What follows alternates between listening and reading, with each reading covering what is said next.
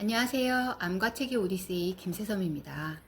이번 회에서는 아마도 많은 분들이 궁금해 하실 만한 점인데요. 제가 겪고 있는 교모세포종, 이 병을 맞거나 미리 좀 대비할 수 없는지 그런 점에 대해서 이야기해 보겠습니다. Fly me to the moon. 네, 사실 아마 많은 분들이 진짜 궁금해 하실 거예요. 머릿속에 6cm 크기의 악성 뇌종양이 있었던 거잖아요. 이게 얼마나 오랜 기간 있었는지는 모르겠는데, 어쨌든 뭐 한 1, 2년 이상 있었던 것 같고, 이게 그동안에 좀 뭔가 이상하다 그런 느낌은 없으셨나요? 전혀 없었습니다. 뭔가 이상하다는 느낌은 기본으로 우리가 항상 갖고 있잖아요. 오늘따라 왠지 피곤해. 네. 예, 이런 느낌, 뭐가 잘 안 되는 것 같아. 그런 느낌은 있었지만 사실 네. 뭐 뇌와 관련돼서 뭐가 있었다 그런 건 전혀 전조 증상은 전혀 없었어요. 뭐 뇌종양이 있는 분들 흔한 증상 중에 뭐 두통이 있다고 들었거든요. 세성님은 두통도 안 겪으신 건가요? 두통은 장맥주님이 맨날 달고 사시잖아요. 네, 제가 그래서 달고 살죠. 편두통약 드시고 두통약 타이레놀. 타이레놀 늘 상비. 들고 다니고. 네. 네. 제가 타이레놀 먹는 거 보신 적 있으세요? 없잖아요. 거의 없죠. 네. 몸이 굉장히 안 좋은 날, 뭐 겨울이라든가 좀 으스스하고 몸살 기운이 있다? 그럴 때 제가 타이레놀 하나 먹고 자기 전에 네. 먹고 자고는 하는데 그 이외에 저는 두통이 뭔지도 전혀 몰라요. 여태까지 경험해본 적도 거의 없고. 네. 두통은 진짜 제가 달고 사는데 악성 뇌종양은 진단은 세승님이 받으셨습니다. 참 아이러니한 거예요. 그러니까. 네. 굉장히 갑작스럽게 이제 진단을 받으신 거잖아요. 뇌출혈로 인해서. 그럼 세섭님이 되게 특이한 사례인가요? 아니면 이렇게 갑작스럽게 악성 뇌종양 자기가 환자다 이걸 알게 되는 분도 좀 많이 있는 건가요? 제가 인터넷에서 좀 찾아본 바로는 네. 저도 궁금증이 있어서 나와 같은 환우들은 어떤 식으로 발견하게 됐을까 찾아봤더니 뭐 어떤 분들은 갑자기는 아니겠죠. 말투가 어눌해져서 좀 시야가 뭔가 왼쪽이 안 보여서 혹은 오른쪽 팔다리가 내 마음대로 움직이지 않아서 약간 증상이죠. 그러니까 이런 분들은 증상이 있어서 네. 동네에 병원을 갔더니 병원에서 좀 검진을 하더니 큰 병원 가보셔야 되겠는데요? 라고 해서 네. 큰 병원을 가서 수술 날짜를 정말 제대로 잡고 수술을 하시는 분들도 계시더라고요. 근데 그렇다고 그런 사람들이 대부분이냐고 하면 그렇지 않은 게 저처럼 저는 갑작스러운 뇌출혈이죠. 네. 뇌출혈 케이스. 뇌출혈이나 발작. 어. 그러니까 멀쩡하다가 갑자기 발작을 일으키는 케이스도 있다고 합니다. 그렇게 해서 응급실에 실려 갔는데 네. 응급실에서 이제 이 사람을 체크하다 보니까 뭔가 이상한 거죠. 그런 네. 식으로 해서 찍어 보니까 뇌에 종양이 있구나. 이렇게 뭐 발작이나 출혈로 응급실 가서 악성 뇌종양이 있다라는 거를 알게 되는 분 중에 그런 분 중에 또 두통이 평소에 없었던 사람들도 꽤 있는 거군요. 그렇다고 하더라고요. 네. 그러면은 이게 참 무서운 병인 게, 이제 뭐 미리 전조 증상이 있는 분도 있지만, 세성님처럼 그냥 계속 지금 이 방송을 들으시는 분들 중에서도 전혀 모르고 있다가 어느 날 갑작스럽게, 당신 악성 뇌종양이야. 머릿속에 몇 센티미터의 종양이 아주 큰 게 있어. 주먹만한 게 있어. 이런 진단을 받을 수도 있다는 건가요? 네. 되게 무섭지만 충분히 갑작스럽게 아실 수가 있게 되고요. 네. 그냥 정말 교통사고랑 비슷해요. 교통사고라는 게 우리가 길거리 다니는 사람들을 보면서 저 사람은 내일쯤 교통사고 당할 것 같은데 이런 생각 못 하잖아요. 그렇죠. 근데 그럴 수 있잖아요. 네. 네. 그거랑 비슷한 것 같아요. 참 평소에 운전 습관 되게 안 좋고 막 부주의하고 이런 사람은 교통사고 안 당하고 네. 잘 운전하고 조심조심 운전하고 신중하게 운전하는 분이 본인 잘못 하나도 없이 상대방 차 때문에 당하기도 하고 악성 뇌종양도 좀 그런 것 같습니다. 상대방 차량뿐만 아니라 심지어는 내가 그러니까 운전을 아예 안 했어요. 그냥 인도를 멀쩡히 걷고 있었는데 차가 막 인도로 덮치기도 하잖아요. 네. 우리 뉴스에서 보는 것처럼. 그런 경우는 그 인도에 서 있던 사람들은 뭘 잘못했겠어요? 혹시 건강검진으로 미리 알 수는 없나요? 세숙님은 건강검진 안 받으셨나요? 평소 좀 게을리하셨나요? 건강검진을 게을리하다니요. 그런 막말은 하지 말아주시고요. 역정 타임인가요, 이제? 네. 건강검진은 저는 항상 제때 아주 일찍 받은 편이었어요. 건강검진 12월에 받으러 가면 그 정말 하수입니다. 12월에 건강검진 센터는요. 네. 사람이 엄청 많아요. 네. 여러분 건강검진은 여름, 가을에 받으시는 거예요. 네. 그럴 때 받으면 아주 널널하고 좋아요. 네.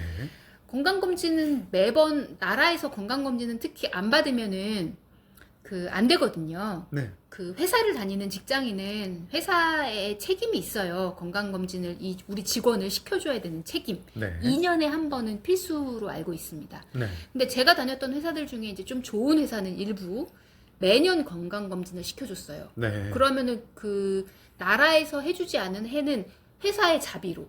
그리고 나라에서 해주는 패키지는 사실 몇 개 없어요. 피검사, 소변검사 뭐 그렇죠. 몇 개 네. 없어요. 예. 근데 회사에서는 완전히 풀 세트로.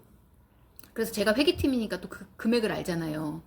아마 한 60만 원, 80만 원짜리 인당 그렇게 네. 비싼 건강검진을 선택해서 직원 복지 명분으로 해줬기 때문에 그거 안 받으면 안 되죠. 아니 근데 건강검진도 그렇게 좀 비싼 건강검진은 뭐 선택 항목이 있잖아요. 네. 그럼 선택 항목에 보면은 뭐 뇌 CT, 뇌 MRI 뭐 이런 거 있잖아요. 그런 걸 선택하면은 이렇게 뇌 사진을 촬영을 하니까 종양이 있는지 없는지 알 수 있는 거 아닙니까? 선택 항목에 그걸 안 하시고 다른 걸 하셨던 건가요?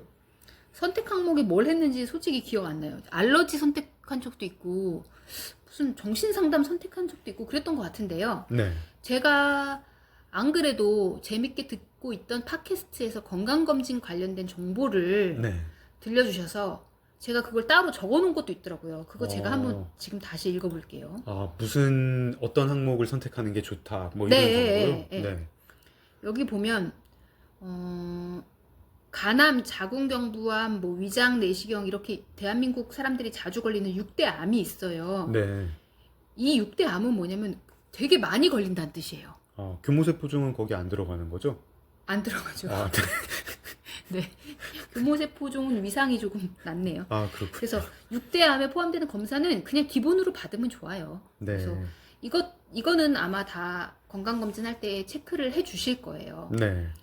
그리고 국가건강검진으로는 아마 유방 촬영술이 포함될 건데요. 네. 개인적으로 돈을 조금 더 내면 유방 초음파도 받을 수 있거든요. 네. 초음파까지 같이 받는 게 좋다라고 나와 있네요. 제가 써놨네요. 유방암 검진을 위해서인가 보죠? 네. 여성분들. 네. 네. 그리고 위장 내시경, 대장 내시경들 아마 많이 하실 것 같고요. 네. 이거는 이제 비수면도 하시고 수면도 하시고 하시죠. 대장 내시경 비수면으로 하면 굉장히 괴롭습니다. 네. 그러면서 좀 시도도 안 해봤습니다. 저는 한 번 시도했다가 바로 다음에 수면으로 바꿨어요. 네. 네.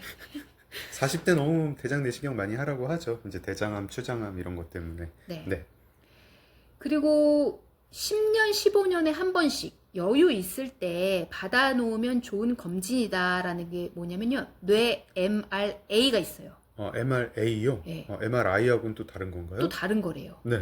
경동맥 초음파라는 것도 있어요. 네. 혈관의 상태가 어떤지 보는 용도라고 하고요. 네. 골밀도 측정도 있어요. 네.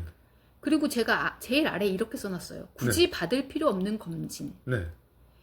PET, CT. 네. 방사선 피폭이 너무 심해서 자주 받으면 오히려 위험하다. 네. 복부 CT. 네.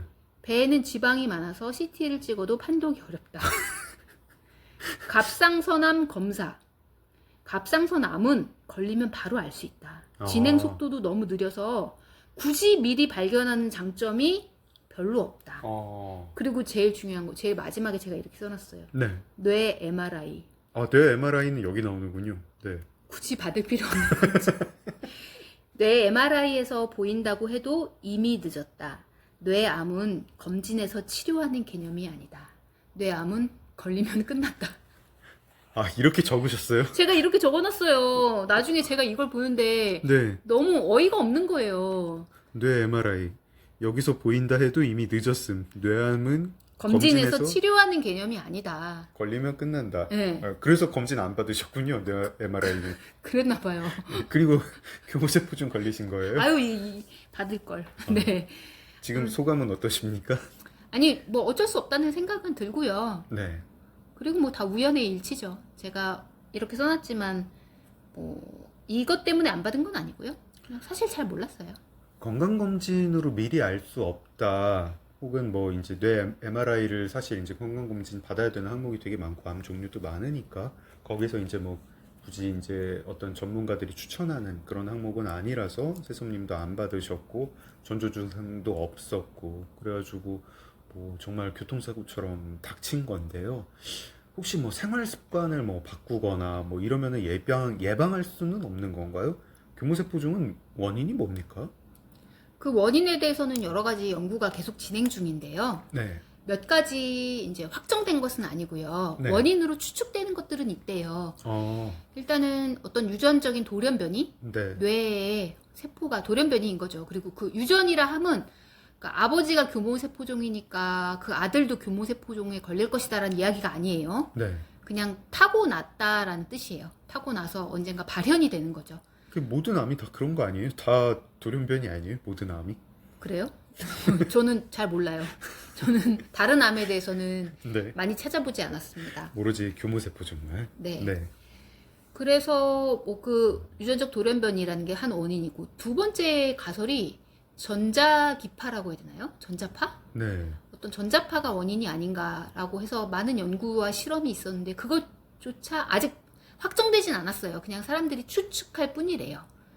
그리고 스트레스. 네. 그거 역시 사실 스트레스로 걸릴 거면 지금 어떻게 살아있는 분들 중에 굉장히 이해 안 되는 분들 많잖아요. 엄청난 스트레스 겪을 것 같은데 잘 살아계신 분들이 계세요. 그래서 그것 또한 모른다. 근데 세성님이 스트레스를 참 많이 받긴 하셨죠. 최근 몇 년 동안. 뭐 그렇습니다만 제가 근무하면서 이제 많이 바쁘지 않냐는 이야기도 여러 분께 많이 듣곤 하는데요. 제가 그에 대한 답변으로 항상 말씀드리는 게 요즘 세상에 바쁘지 않은 사람이 있나요? 라고 이렇게 얘기를 해요. 저는 세성님 이 스트레스가 원인이지 않았나. 그리고 그 스트레스 참 제가 좀 잘했으면은 좀 그렇게 많이 받지 않지 않았나. 그런 생각을 해요. 네. 장맥주님 때문은 아니니까 그런 마음은 걷어두세요. 대신 이렇게 많이 도와주고 계시잖아요. 한마디로 그러면 교무세포증은 누구나 걸릴 수 있는 병인가요? 지금 현재 뭐 원인도 뭐 정확히 모르겠고. 네. 누구나 언제든 걸릴 수 있는 병이고요. 네. 지금 상태로선 좀 암울합니다. 이게 원인을 모르니까 그 원인을 알아야 좀 치유 방법도 알 수 있을 텐데 모든 게 좀 많이 밝혀지지 않은 분야인 것 같아요. 그리고 걸리면 그게 뭐 이렇게 무슨 뭐 예고가 있을 때도 있지만 그냥 예고 없이 그냥 네, 네, 네, 올 수도 그렇죠. 있고. 그게 진짜 무서운 거죠. 네. 네. 알겠습니다. 교무세포증 참 다 들었는데 뭐 이렇게 예방법, 뭐 대처법, 뭐 진단법, 뭐 원인 다 들었는데 결국엔 다 알 수 없다. 이게 결론인가요? 네, 정말 우리네 인생 같습니다. 전혀 알 수도 없고 한치 앞을 예측할 수도 없고. 이 알 수 없는 오늘 방송 여기서 마무리해 볼까요? 네, 여러분께 사이다 정보를 드렸어야 하는데 그러지 못한 점이 좀 아쉽네요. 네. 암과 책의 오디세이 김세섬이었습니다. 좋아요, 댓글, 구독 감사합니다. Stand by me, Stand by me, darling, darling.